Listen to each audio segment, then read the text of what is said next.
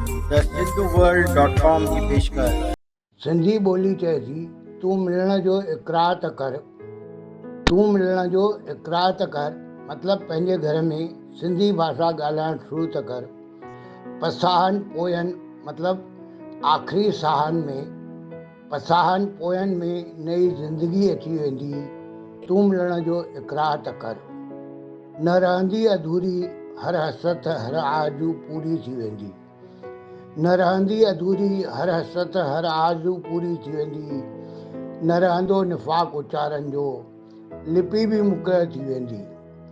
अङण तुंहिंजे में आज़ादु सचल अङण तुंहिंजे में आज़ादु सचल खिलंदड़ सिंधियत बि वेठी हूंदी। तूं मिलण जो इक़रार त कर। पसाहनि पोयनि में नई ज़िंदगी अची वेंदी।